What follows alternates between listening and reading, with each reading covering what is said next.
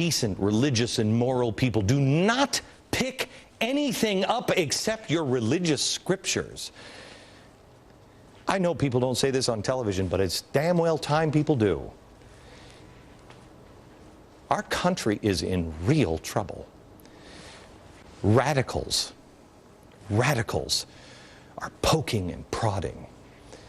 You get down on your knees and pray. You beg for forgiveness for our arrogance, for how we've disregarded our freedoms, and you pray for the finger of God. I have told you before, expect miracles in our lifetime. I am telling you, you will see them. There are tough times ahead, but the only weapon in our arsenal we need is God. Beg Him for help and guidance. He will take care of everything else. There is a proposal that is getting very little attention because it's not time yet. They're just kind of softening the earth. It's called the Democracy Restoration Act of 2009. Wow, it sounds patriotic, doesn't it? So what's the act? It's a proposal to restore voting rights of up to 4 million released felons.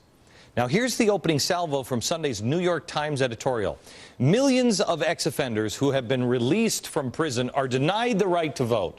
That undercuts effort to reintegrate former prisoners into mainstream society. And it goes against one of democracy's most fundamental principles, that the government should rule with the consent of the governed. I can't believe they did this on the day they voted for health care. Goes against the fundamental principles of democracy? Maybe. What about the republic? With your rights come responsibilities. You must abide by certain rules and laws, and when you break them, you lose certain rights. Now, let me ask the New York Times. You're saying that we should restore, because you've paid your dues, you're going to restore the rights. All of them? Are you going to restore their right for the Second Amendment?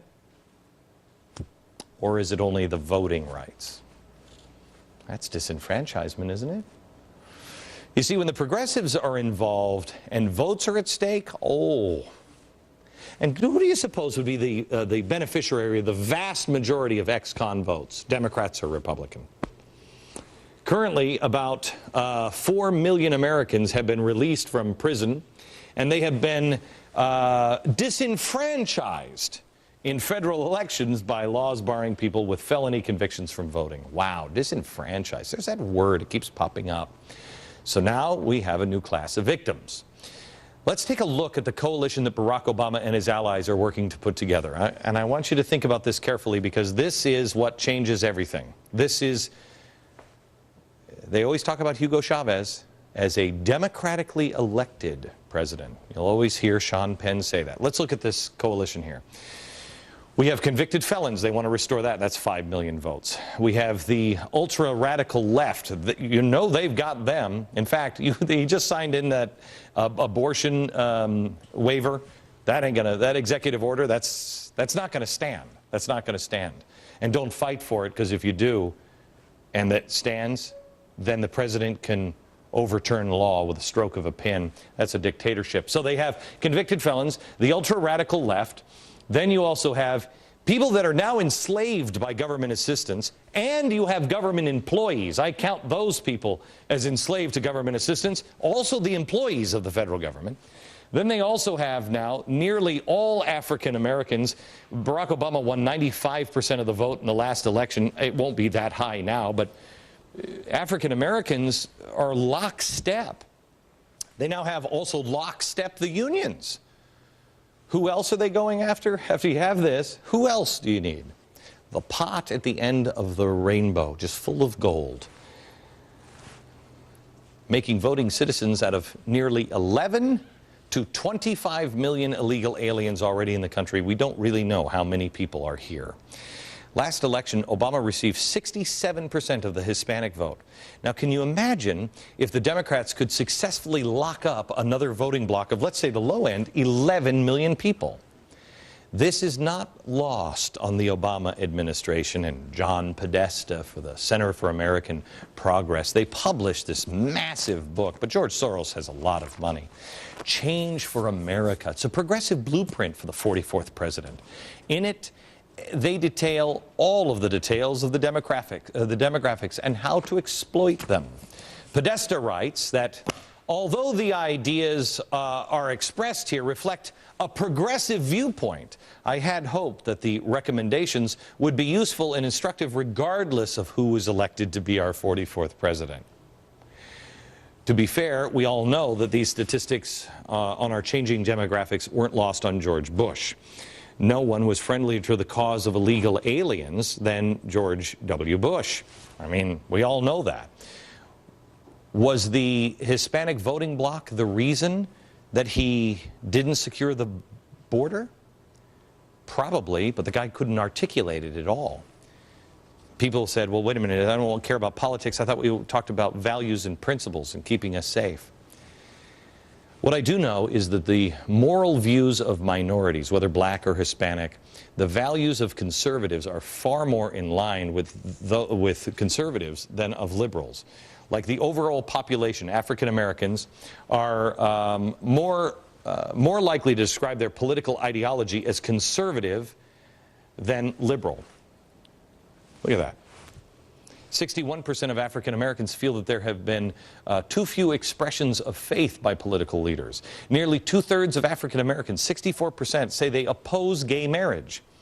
How is it that 95% of all blacks voted for Barack Obama?